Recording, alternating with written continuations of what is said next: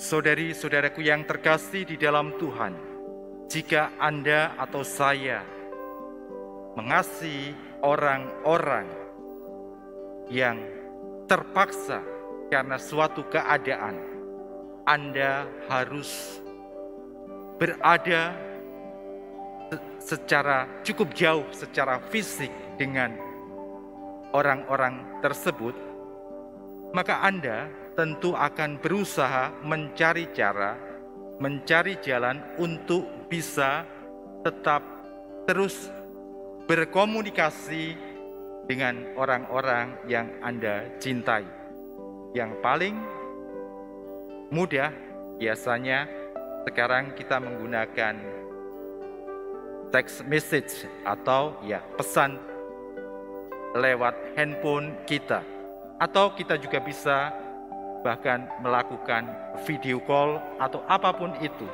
Kalau di tempat yang lebih sulit lagi, sekurang-kurangnya kita bisa kirim SMS. Atau kalau memang tidak ada tempat yang memungkinkan untuk berkomunikasi melalui sarana telekomunikasi modern, mungkin Anda juga tidak berkeberatan untuk menulis surat. Intinya, Anda ingin selalu berkomunikasi, tetap terhubung, tetap berkontak dengan orang-orang yang Anda cintai. Dan itu dilakukan juga oleh Yesus, Tuhan kita. Anda dan saya tahu betapa besarnya cinta Yesus kepada Anda. Jika Anda dan saya bertanya, berapa besar sih cinta Yesus untuk saya dan Anda, untuk kita semua? Yesus berkata, sebesar ini.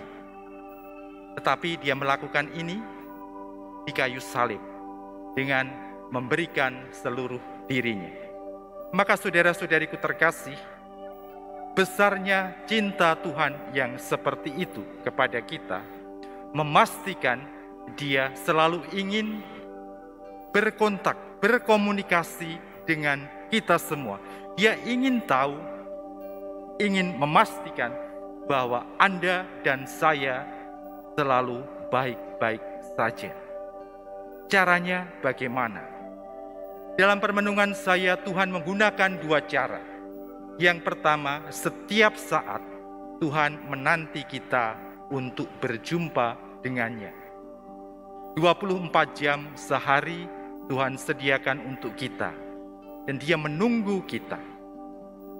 Saudara-saudariku terkasih, kadang karena kesibukan, kadang karena prioritas lain, kita tidak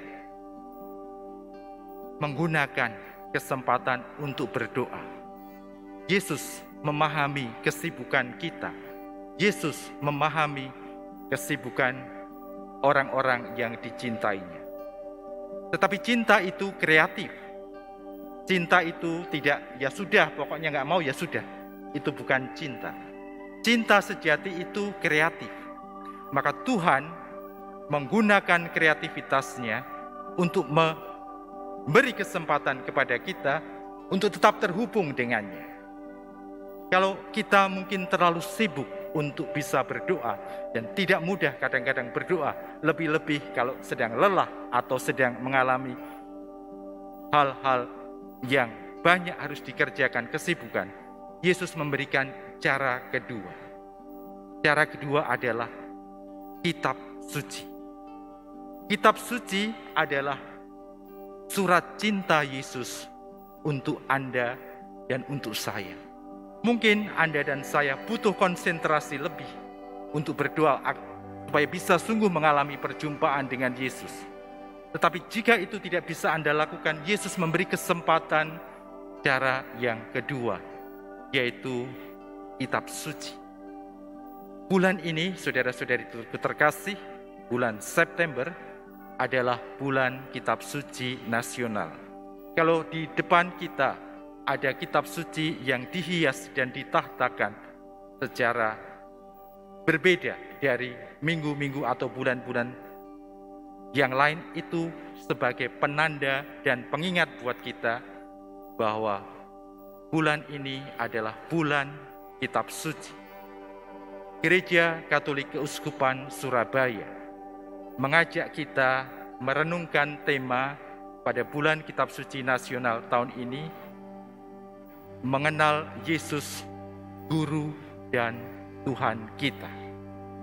Dengan semakin akrab dengan Tuhan Yesus, entah lewat doa atau dengan membaca Kitab Suci, dipastikan ada garansi buat Anda dan saya, buat kita semua, untuk bisa lebih dekat dan mengenal Yesus yang adalah Guru dan Tuhan kita. Saudara-saudari yang terkasih, apa sih sesungguhnya kehendak Yesus, kehendak Guru dan Tuhan kita bagi kita, murid-muridnya? Di zaman ini, menarik untuk direnungkan bahwa dalam Injil Markus hari ini, Injil Lukas hari ini, kita bersama-sama mendengarkan bahwa Yesus melakukan pengajaran yang luar biasa tentang gereja yang dikehendakinya. Gereja atau persekutuan umat Allah yang dikehendaki oleh Yesus adalah persekutuan umat Allah yang memiliki semangat untuk menyelamatkan. Seperti sekumpulan orang yang mampu membawa orang yang buta dan tuli untuk mengalami perjumpaan dengan Yesus sehingga orang itu bisa diselamatkan. Itulah panggilan Anda, itulah panggilan saya, panggilan kita semua orang Katolik, menjadi sarana keselamatan Allah untuk sesama kita, untuk orang-orang yang belum beruntung, belum mengenal kasih Allah, masih berjarak dari kasih Allah. Tantangannya, saudara-saudariku terkasih, kita lihat bahwa zaman ini kita diminta untuk jaga jarak. Betul tidak? Kita diminta untuk jaga jarak karena kesehatan, alasan kesehatan. Kita diminta untuk tidak keluar jika tidak terlalu penting. Kita diminta untuk menghindari kerumunan. Inilah tantangan kita zaman ini. Bagaimana menjadi murid-murid Yesus yang terus dipanggil untuk menjadi sarana keselamatan bagi orang-orang lain, sementara kita harus menjaga jarak dari orang-orang di sekitar kita. Apa yang terjadi di tetangga sebelah, gang sebelah, rumah sebelah, mungkin Anda dan saya sekarang tidak lebih tahu dari sebelumnya.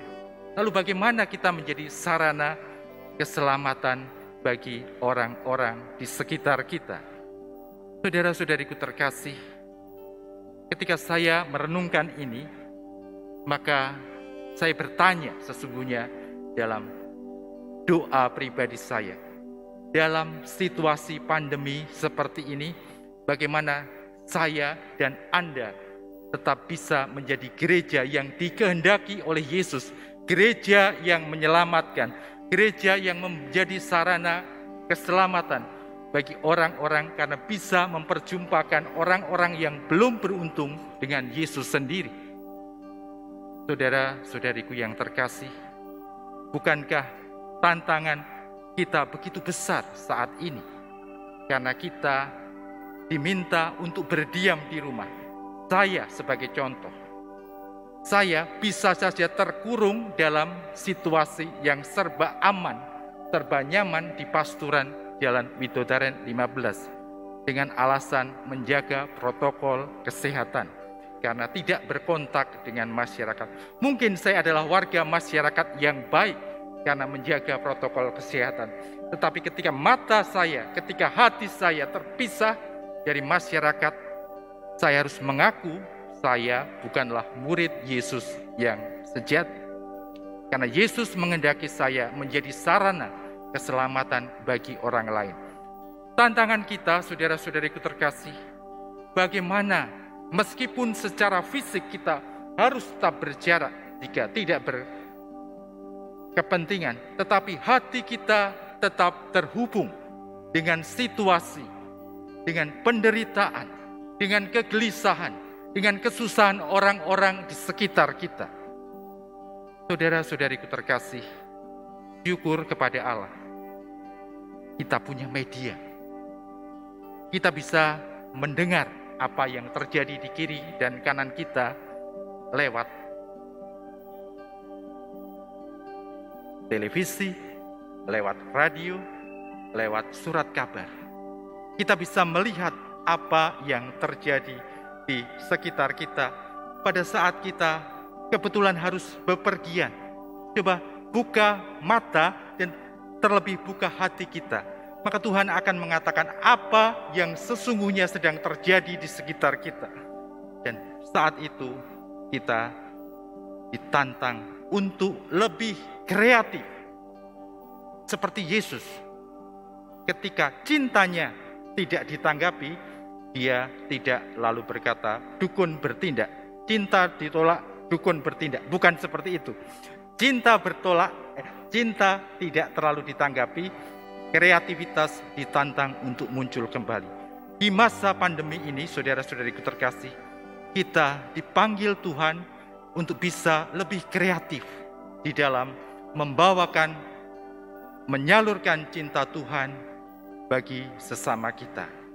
Mari kita mohon rahmat Tuhan agar situasi pandemi ini bukan menjadi penjara-penjara baru buat kita yang memisahkan kita dari orang-orang di sekitar kita, dari keadaan masyarakat di kiri kanan kita, tetapi menjadi tantangan buat kita, menjadi situasi yang harus kita sikapi sehingga kita mampu menemukan cara-cara baru menjadi sarana, menjadi penyalur cinta kasih Allah bagi mereka yang membutuhkan. Kerinduan hati Anda, kerinduan hati saya, kerinduan seluruh gereja untuk mewujudkan itu akan dijawabi oleh Tuhan dengan menginspirasikan cara-cara baru mewujudkannya. Maka tugas Anda dan tugas saya saat ini adalah bagaimana kita memperbesar kerinduan kita untuk tetap bisa menjadi gereja yang Tuhan kehendaki. Semoga Tuhan memberkati kerinduan hati Anda, kerinduan hati saya, kerinduan kita semua untuk menjadi gereja yang Tuhan kehendaki. Kemuliaan kepada Bapa dan Putra dan Roh Kudus.